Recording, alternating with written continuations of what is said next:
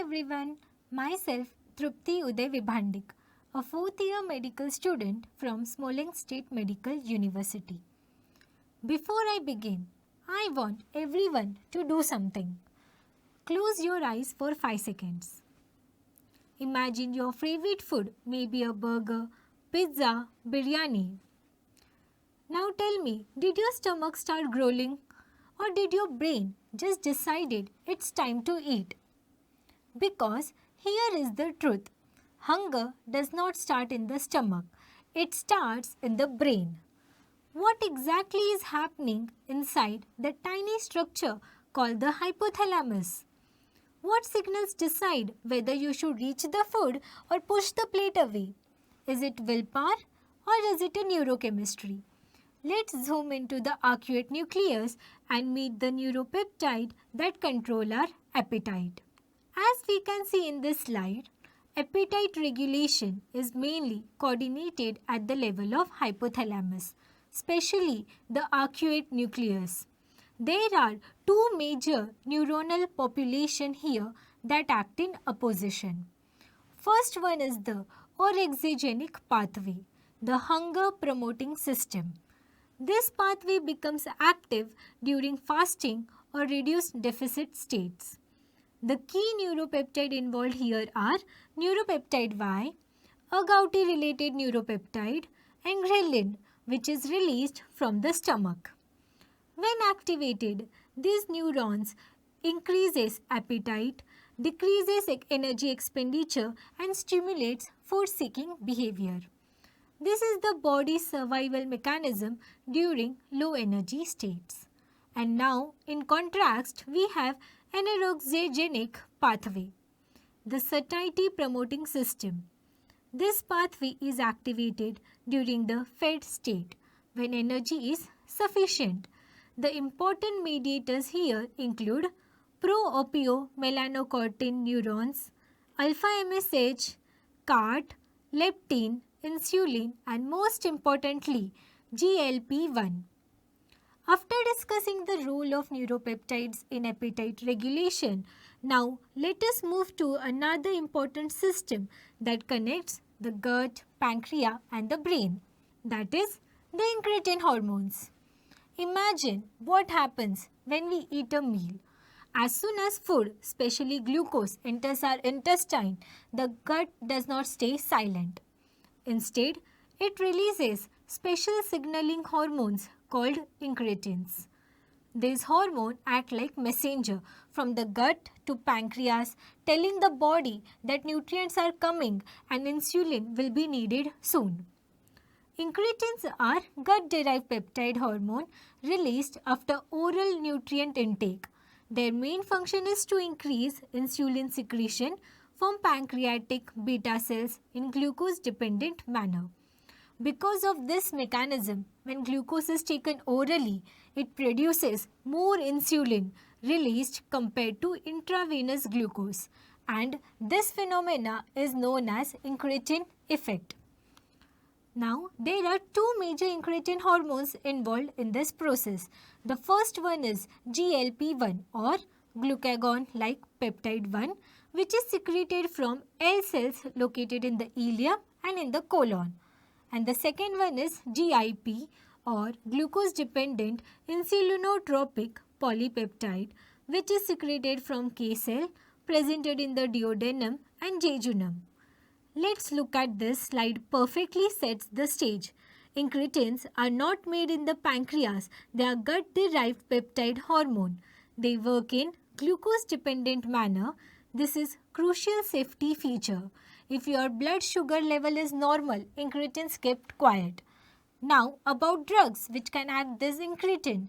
First, we have GLP-1 receptor agonist. You have C familiar drugs name here. That is exenatide, liraglutide, dulaglutide and semaglutide. The last is really blockbuster, that is GLP-1 receptor agonist. Second, we have dual agonist of GLP-1 and GIP receptor, example tirzepatide. In the pancreas, they stimulate insulin secretion and reduce glucose release, helping to lower blood glucose level. GLP-1 also acts on the stomach where it slows gastric emptying, allows glucose to enter the bloodstream more gradually. And in addition, GLP-1 also acts on the brain's appetite center, reducing the hunger, decreasing the food intake, and this effect contributes to the weight loss. So overall, incretin hormone work as a coordinated communication system between the gut, pancreas, stomach, and brain, helping the body to regulate blood glucose level and appetite after a meal. Agonists of GLP-1 receptor are used for diabetes mellitus type 2 and obesity. After understanding incretin hormones, GLP-1 becomes the star molecule. GLP-1 does not act on just one organ. Instead, it acts throughout the body, producing what we call pleiotropic effect, meaning multiple beneficial effect on different organ, starting with the brain. GLP-1 acts on appetite centers in the hypothalamus. It reduces food intake, increases satiety, and thus promotes neuroprotection and neurogenesis. As I said before, in the stomach, GLP-1 slows gastric emptying and reduces acid secretion. In the pancreas, it stimulates insulin secretion, suppresses glucagon release. GLP-1 also has important cardiovascular effect, that is, enhances cardiac protection. In the kidneys, it increases diuresis and nitriuresis, helping regulate fluid balance and blood pressure. Besides, GLP-1 influences liver, adipose tissue. Together, this action results in reduced appetite, lower food intake, better glycemic control, and weight loss. History of GLP-1 receptor agonist starts with short-acting drugs lasting about 8 to 12 hours. These are taken subcutaneously and include exenatide twice daily and lexenatide once daily. Next are the long-acting options covering over 24 hours. We have daily subcutaneous injections like liraglutide and weekly subcutaneous options including semaglutide, dulaglutide. There is also an oral daily form which is semaglutide. Now beyond traditional GLP-1 agonist, we have tirzepatide, a dual GIP and GLP-1 receptor agonist. It's administered once weekly subcutaneously and works by targeting two pathways for enhanced glucose control and weight loss. This is the future agent, that is retatrutide, represents the next evolution in incretin-based therapy. Now that we understand the GLP-1 family, now let's focus on its biggest superstar, that is semaglutide. Think of it as a Swiss knife of metabolic health. It started as a weapon for diabetes 2, forcing the pancreas to release insulin only when sugar is high, so it rarely causes dangerous loss. That's precision.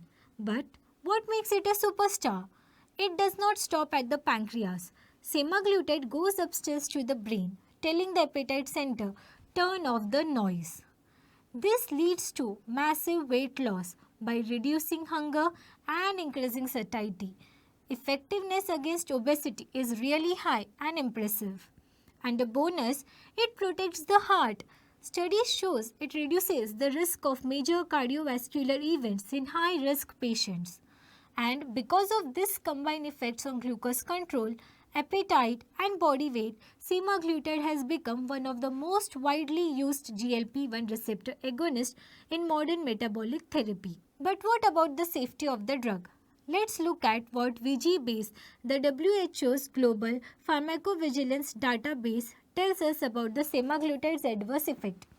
There are total 119,000 adverse effect reports registered in the base. But the most important ones are gastrointestinal effect, that is nausea, vomiting, and diarrhea are most common. Eating disorder also show strong signal across all GLP agonists like disgust even when looking at the food. Drug-related problem off-label use for semaglutide and incorrect dose administration are also common. Long-term use of semaglutide is generally safe. Regular follow-up is essential. When drug is discontinued, the appetite returns and weight gains. Therefore, during the period of using drug, what? It is necessary to change your lifestyle and physical activity. As for the case report of serious severe adverse reaction, there are some of them like acute pancreatitis, cholecystitis, hypomagnesemia, suicidal behavior. You can read the papers with the help of QR codes. So, take the drug, but it must be taken with eyes wide open. Thank you for watching. Do share and rate this video.